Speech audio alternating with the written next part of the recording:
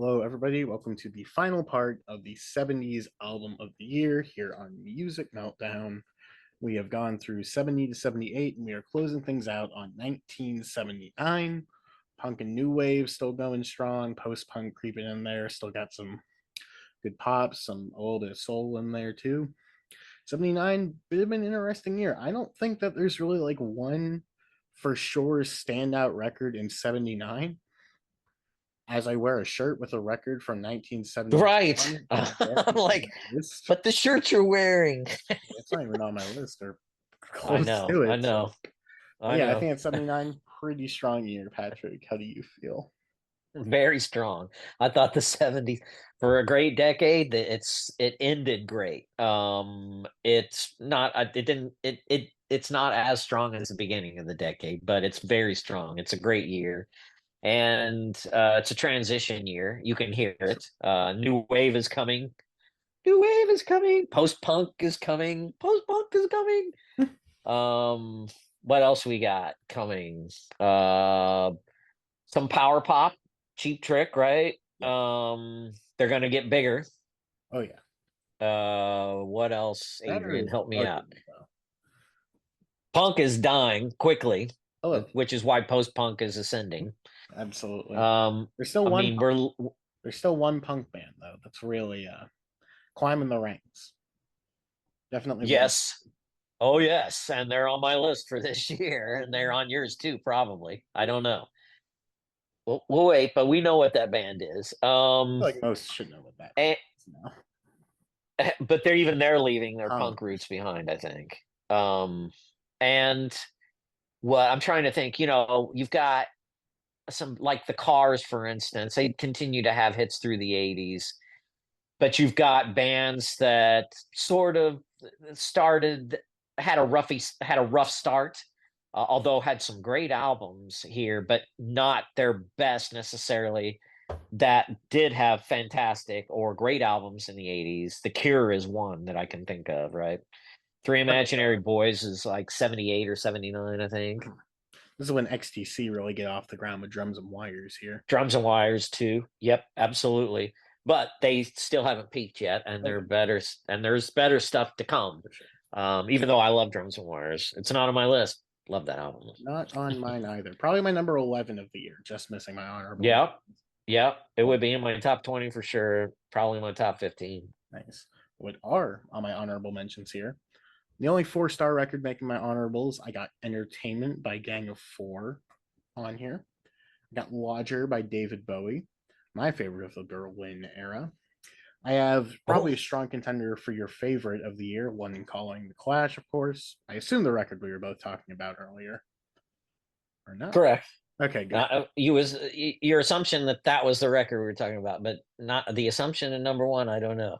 Well, number one might be a stretch, but you're going to talk about it for sure. Well, what? Yeah. Oh, yes, absolutely. It's on the list. Next up, I Absolutely. got Armed And Forces. yes, that's the band we were talking about. Sorry, go ahead. I'd hope so. It'd be scary who else we were talking about. Maybe it really Right. is the Commodores.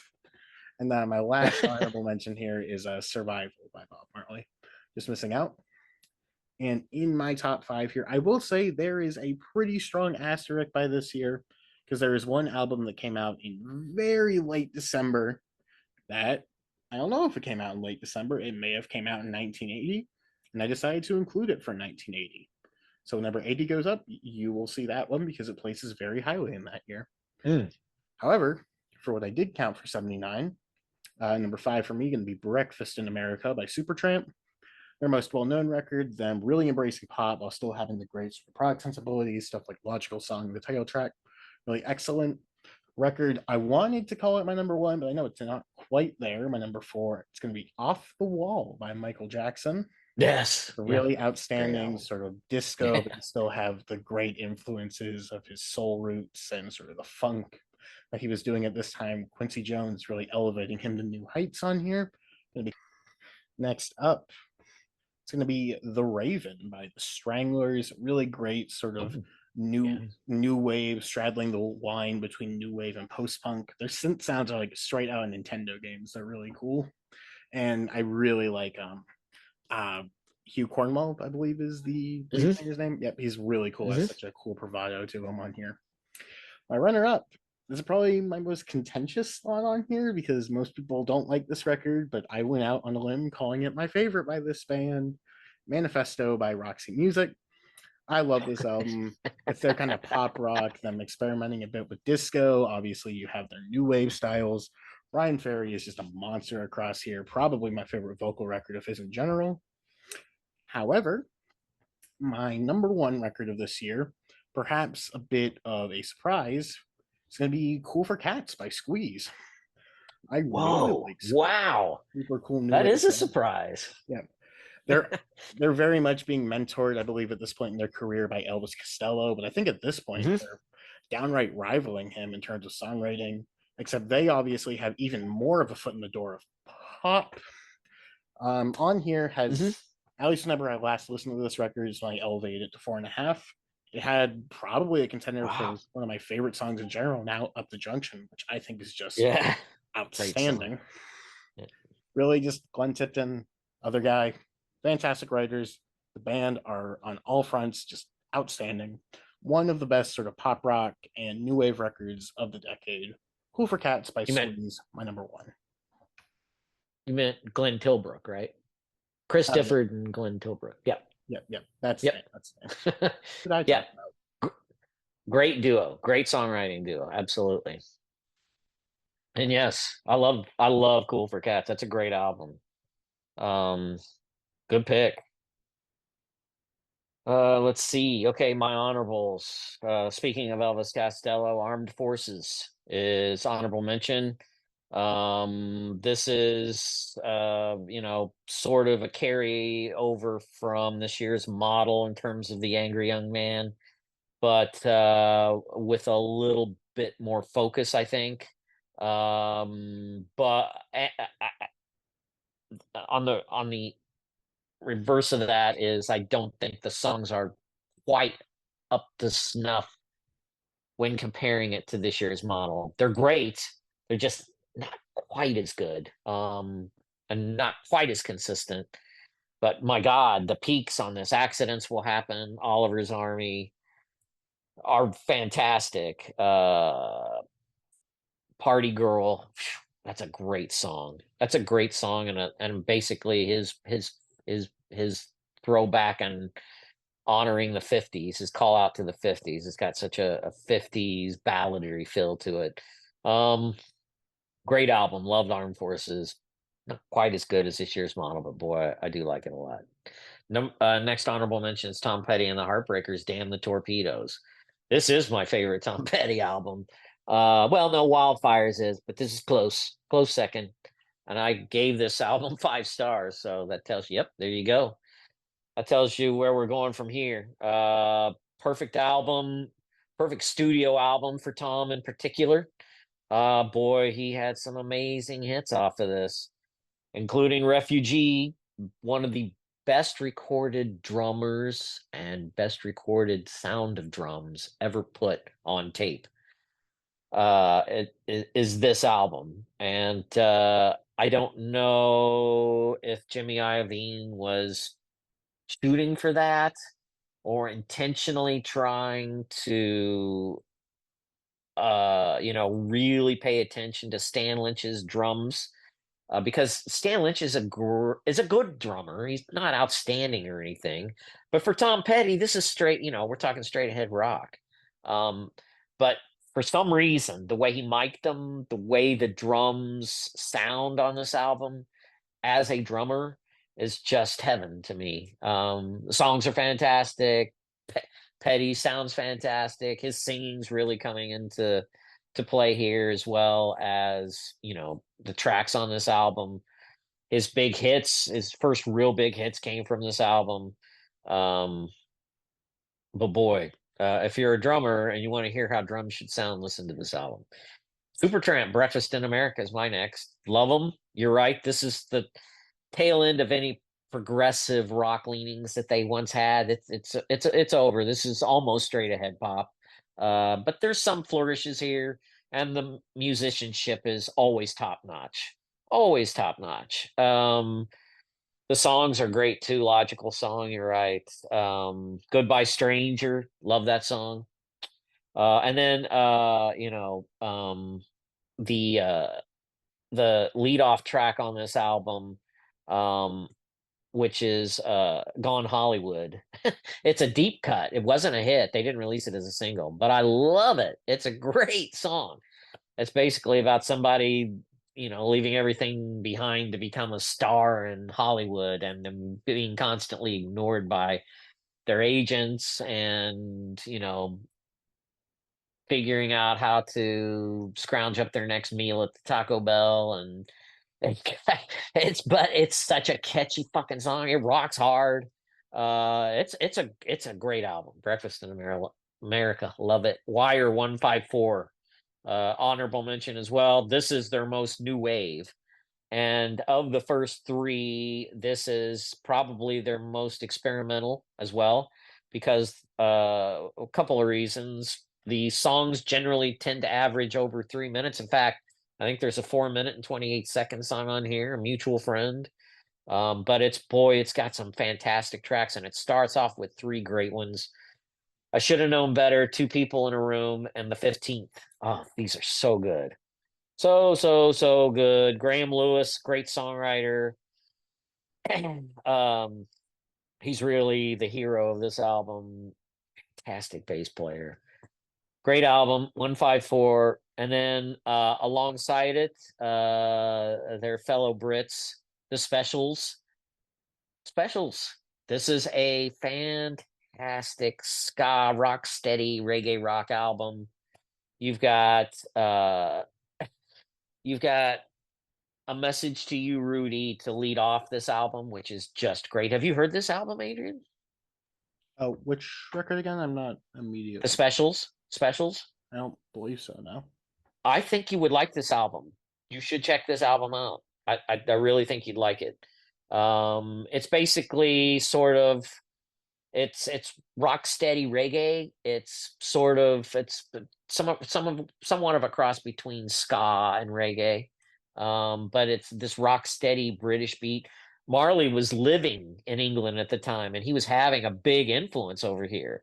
And these guys were picking up a Jamaican sound, but it's still distinctly British. It is a it's such a strong debut album.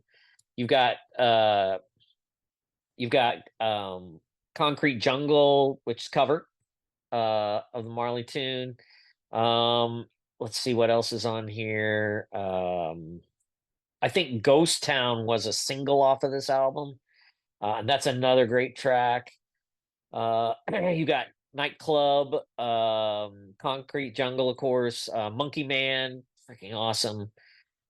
Too Much, Too Young, just a killer album. They basically this was a lightning in the bottle sort of album for them, and it's fantastic. Check it out. I think you'll like it.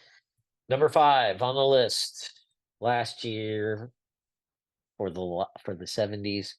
Talking Heads, Fear of Music. Love, love, love this album. This is probably this is where they start incorporating Afrobeat. The or not title track, but the lead off song, E Zimbra, is where they're headed straight for on Remain in Light. And it starts right here. Nonsense lyrics, Robert Fripp playing guitar on this album. Again, produced by Brian Eno. But there's a lot of dark songs on this. This is probably the Talking Heads' darkest album. You've got some Paranoia on this album. Mind uh, is Burn at his most idiosyncratic again. Paper, Cities, fantastic song. These Air with Tina Weymouth singing backup to David Byrne. Everything, David Byrne is just, there's so much paranoia rampant throughout this whole album. Byrne is just afraid of electric guitars and air and drugs and Heaven, which is just a great ballad and a perfect social satire on religion in particular. it's such a unique album in their catalog. Fair Music, love it. Number 4 is The Clash, London Calling. This album has to be on a best of for this year in particular. It's The Clash's greatest album. They could do no wrong. They could play anything they wanted. The covers they chose on this album, perfect for The Clash, and their original compositions, so strong. Uh, Mick Jones and Strummer were almost like a Lennon and McCartney, and they were worse off without each other. I think they, they needed each other, and this is where their skills as not only songwriters but as musicians really come into the forefront because there's very little punk on this. There's hard rock. There's what do I want to say? There's ska, there's reggae on this album, right? There's roots rock on this album. They even do they even do like uh Big Black Cadillac, which is a cover of a 50s tune. It's they're showing off on this album and they're making a hell of a play for one of the greatest albums ever recorded. It is spectacular, and it really was a double album at the time. I had not heard it on vinyl until I got it a couple of years ago, and it sounds so good.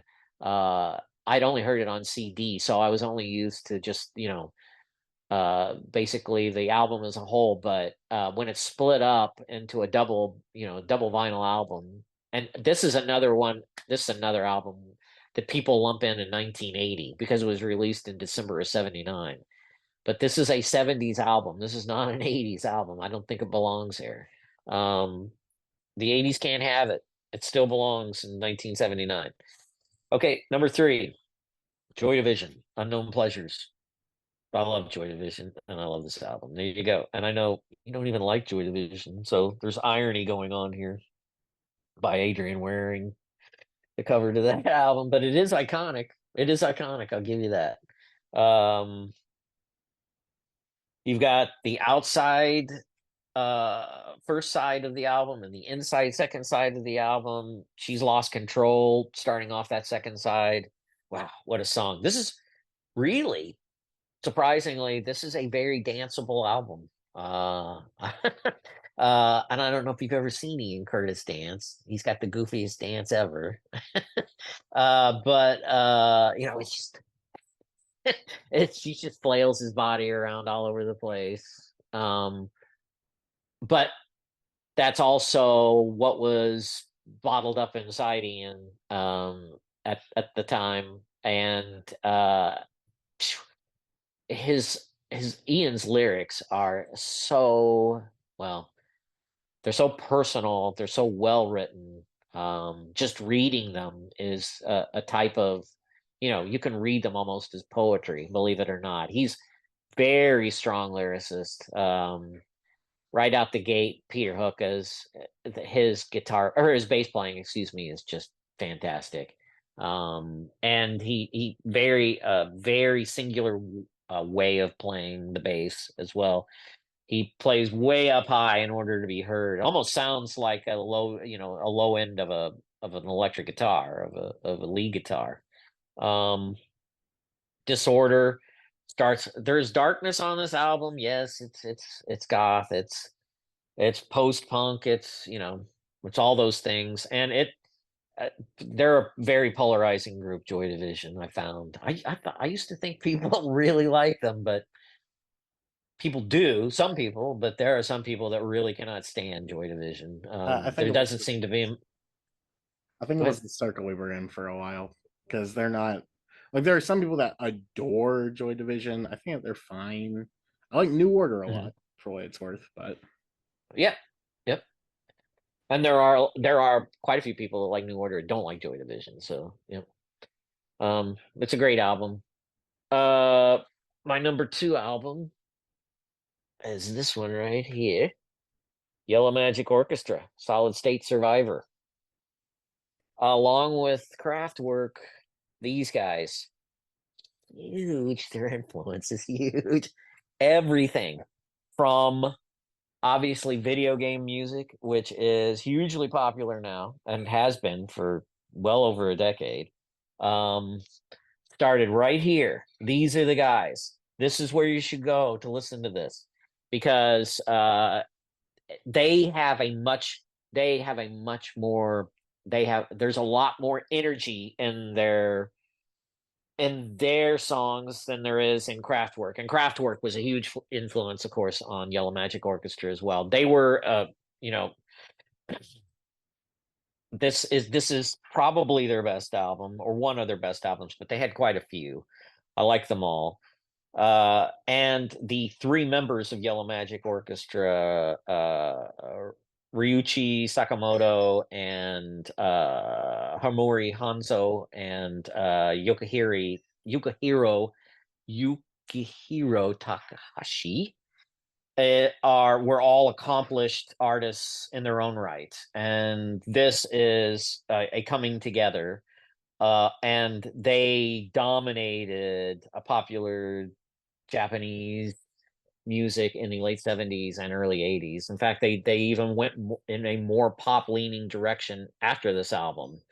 But it's such a they even take a Beatles song, um, Day Tripper, and they like Devo deconstruct it and sort of change it around so much that it sounds like it could have been possibly a Yellow Magic Orchestra song if you didn't know that it was a Beatles tune.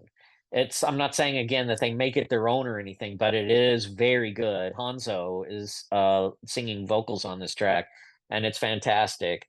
One of my favorite songs off this album is Dean, and it sounds like a hero's theme from an arcade game and or video game.